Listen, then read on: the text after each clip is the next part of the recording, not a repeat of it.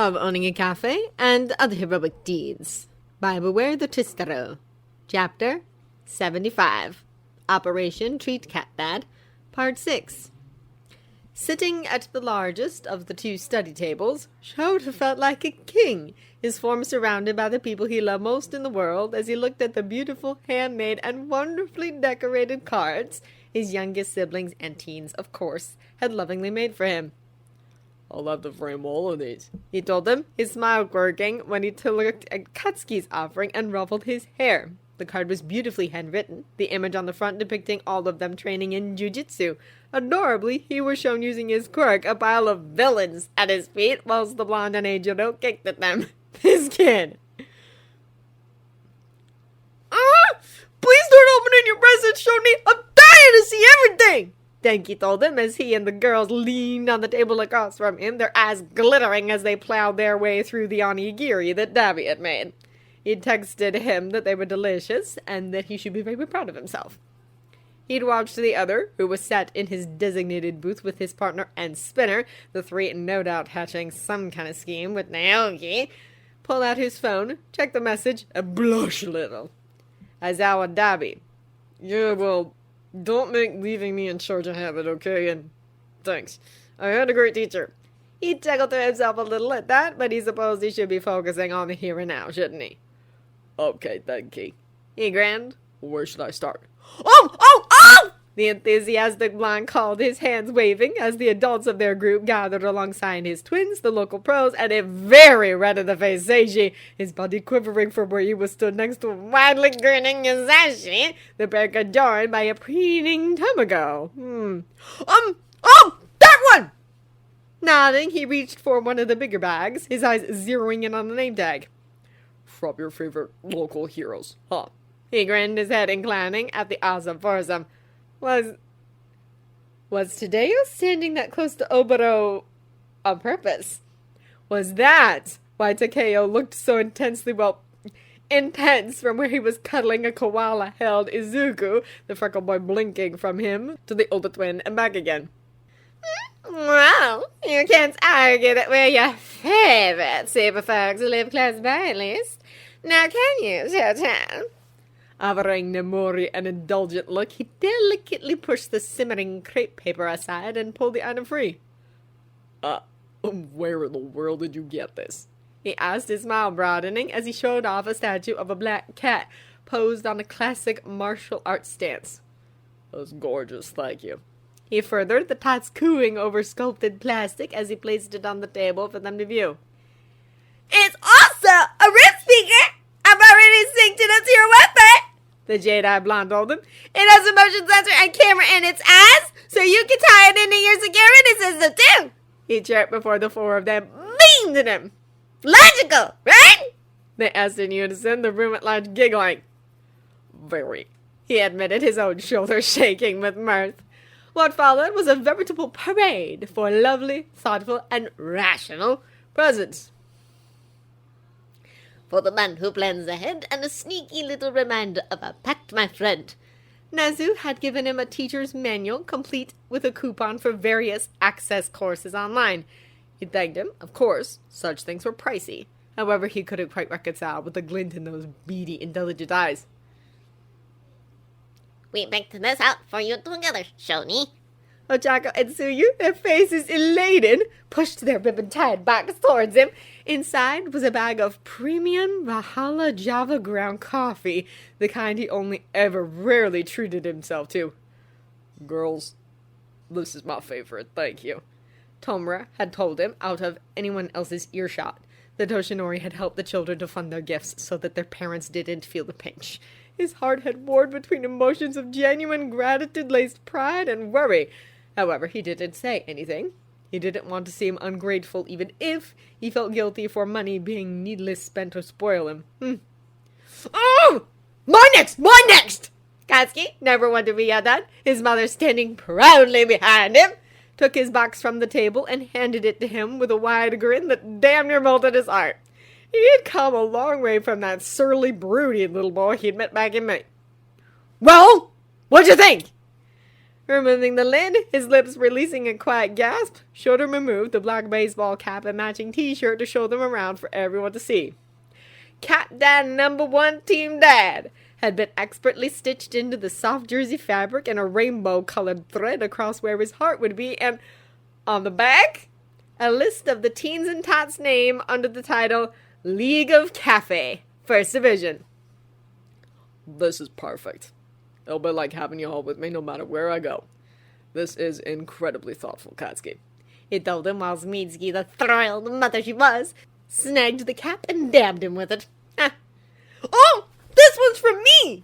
Denki called excitedly. Doshi could help me pick it out, so I know it'll be great. You just watch.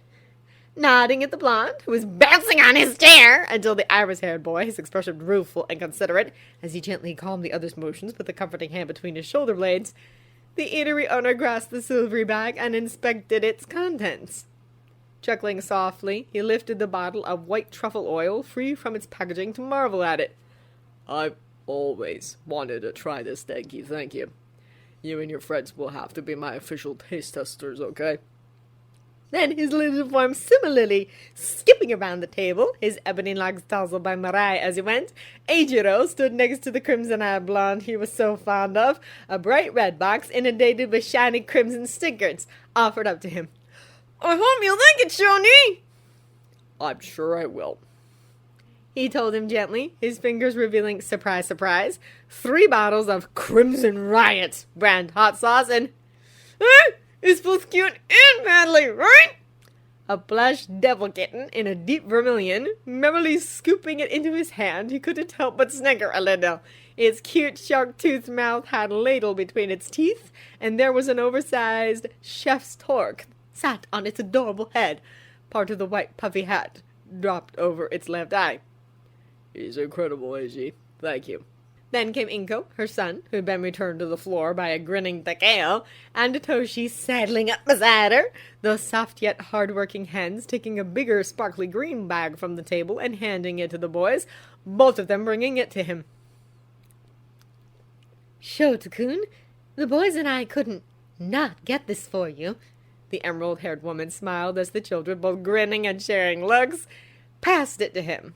Blinking at the weight of it, he carefully removed the sellotape and peered inside, his brows rising. You guys, he breathed. Thank you. How did you know? He asked. My oldest older brother might have helped me out with this one. Hitoshi revealed ruefully, Naoki and the other teens having made their way over to frame his kiss at the siblings. And this is meant to be for you, alright? Sure, you can use it for the Norineko too, but we want this to be something you can use to have fun with, okay? Izuku stated, those freckled cheeks of his adorably chipmunking as he attempted a serious look. Okay, I promise. He replied honestly. Now I'll be able to make jelly drinks for all of us whenever I want, won't I? It's the future of eating, I'm telling you. He said to the room at large, all of them laughing, whilst his teens ruefully rolled their eyes. God, having a fresh tech automatic jam and jelly maker was something he'd never have bought for himself because he just couldn't rationalize the expense in his mind. Wow. He could hardly wait to try it out. Now this is from me and my sidekicks too, Mirai called, the presents all but opened. I hope that you'll find it useful. Nodding his gratitude at the man, he carefully took the envelope presented to him and opened it, a laugh leaving him. Driving lessons at a full test payment? Mariah, I can't. Yes, you can. The golden-eyed man cut in knowingly, a flash of light mirroring off of his glasses. You never know when such a thing could come in handy, and besides, having All Might as your private taxi is one thing. He smirked, both he and Toshinori bulking and flushing bright red. But being able to drive will also help you in the running of your cafe and looking after your young people, won't it? He had him there, didn't he? You're very kind, he told him. Won't you please let me? My agency has already booked you in for whenever you're ready. The older man interrupted, that smirk dying to something softer. Just think of this as a small way of me helping you after all you have done for me and the people I similarly care about. All right? Shit, foiled by kind, considerate, rational thinking. Okay, you crazy nuts, okay, we're next. Dabi stated as Naoki stepped forward, the large wooden cage of his hands opening to reveal something that momentarily took his breath away. From the gasps all around him, the local pros and tots having moved to stand behind him, Shouta felt his eyes tearing. How did you? Isashi Spinner and me may have had to go hunting through old archives and data streams, Tomura said, his lips no longer chapped, offering a soft little smile.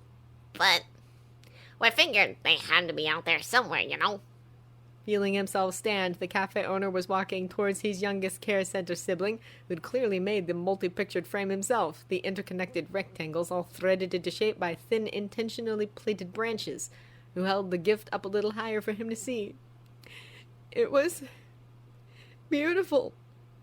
At the center of the photographic collection was an image of himself and his parents. He had not seen an image of them since their apartment was cleared out, his personal effects shoved into boxes and carted off to God only knew where.